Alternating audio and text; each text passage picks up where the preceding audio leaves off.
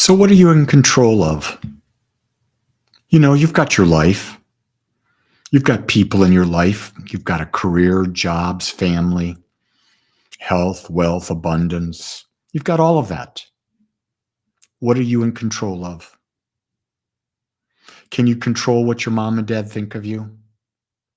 No. Can you control what your partner, if you have a partner, thinks about you? No. Can you control what your kids think about you? No. Can you control what your friend thinks about you? No. Can you control what your boss and coworkers think about you? No. The only control you have is your own thoughts, your own words, your own actions, and your own feelings. Those are the only things you have control over. If you think you can change and control the world, you're in for quite a letdown. If you think you can change and your partner, you're in for a great letdown. You might be able to do it for a while, but in the end, their innate desire to be free, to be authentic, to express themselves as they choose will always win out. We like to think that we know what's better for others because we have a perspective. But the fact of the matter is, our perspective is unique to us. Nobody else has the same perspective of anything as we do.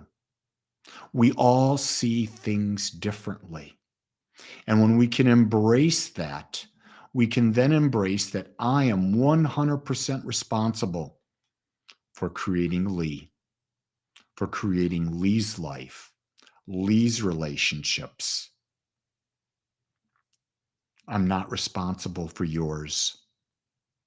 A lot of people think that a minister, a spiritual teacher, can take over the responsibility for your life. They can't. I can support you, but in the end, it's your beliefs that are going to demonstrate. That's right. And you know what? I've defined beliefs many times.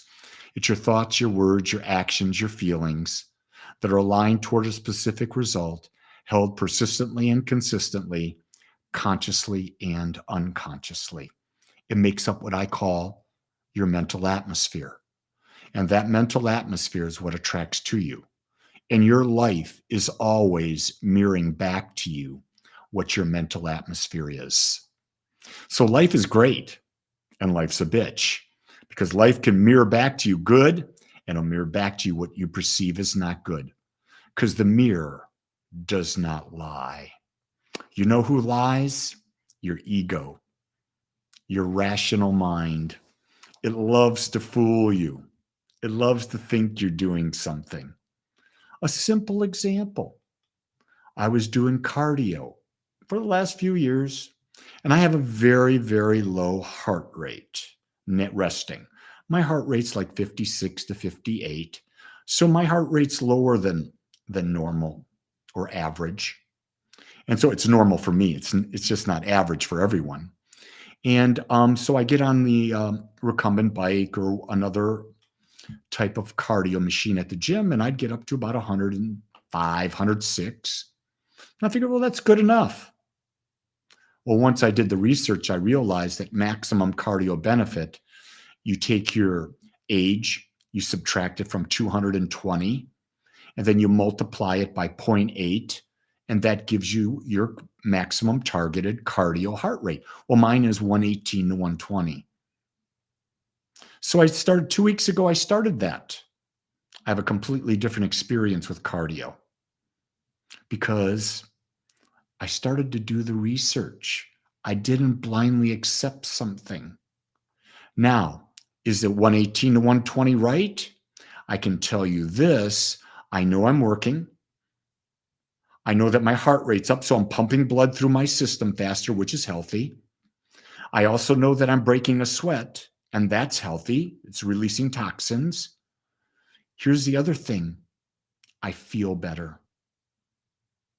And I think that's the key thing to understand is your senses, your system will tell you what's right and what's wrong.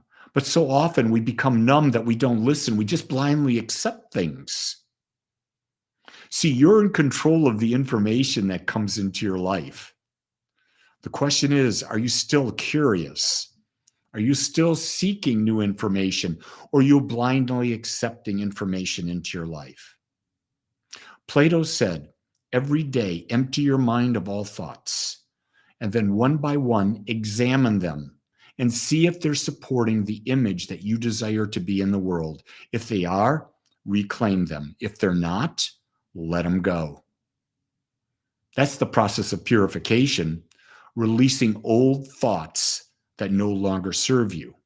And don't go analyzing them, release them. How do you release them? You keep thinking the new thoughts you want.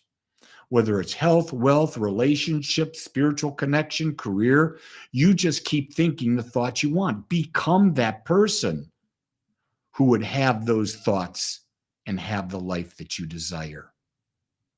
It's up to you to become that. No one else can do it for you. No one else can do it for you. We can support you. Others can support you. But you are 100% responsible for changing your life. Hope I didn't scare you. Know that we're here at Agape to service you, to support you. With that, I know you're wonderful. I know you're magnificent. I know your potential.